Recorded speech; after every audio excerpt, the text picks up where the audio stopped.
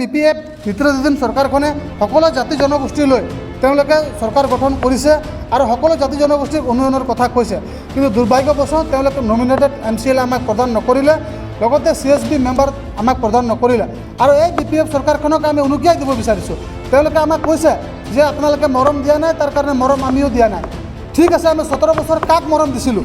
17 বছৰ আমি কাক মৰম দিয়াৰ ফলত BPF চৰকাৰে 17 বছৰ শাসন কৰিলে।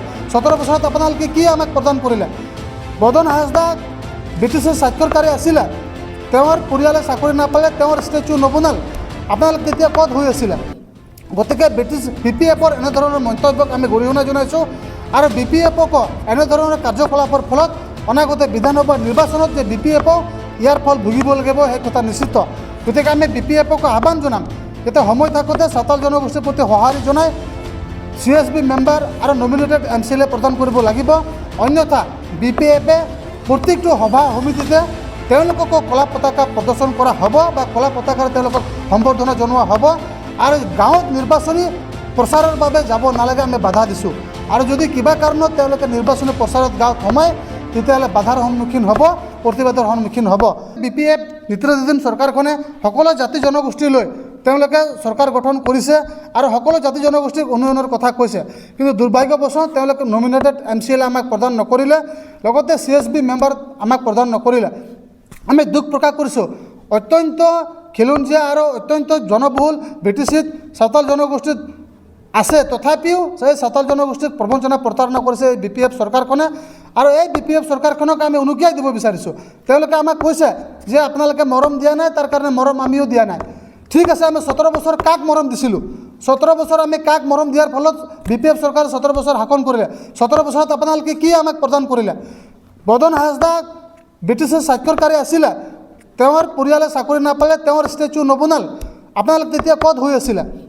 গতিকে BPFৰ এনেধৰণৰ মন্তব্যক আমি গৰিহণা জনাইছোঁ আৰু BPFক এনেধৰণৰ কাৰ্যকলাপৰ ফলত অনাগত বিধানসভা নিৰ্বাচনত যে BPF ইয়াৰ ফল ভুগিব লাগিব সেই কথা নিশ্চিত। গতিকে আমি BPFক আহ্বান জনাম যাতে সময় থাকোঁতে চাওতাল জনগোষ্ঠীৰ প্ৰতি সঁহাৰি জনাই CSB মেম্বাৰ আৰু নমিনেটেড MCLA প্ৰদান কৰিব লাগিব। অন্যথা BPFে প্ৰত্যেকটো সভা সমিতিতে তেওঁলোককো কলা পতাকা প্ৰদৰ্শন কৰা হ'ব বা কলা পতাকাৰ তেওঁলোকক সম্বৰ্ধনা জনোৱা হ'ব। আৰু গাঁৱত নিৰ্বাচনী প্ৰচাৰৰ বাবে যাব নালাগে আমি বাধা দিছোঁ।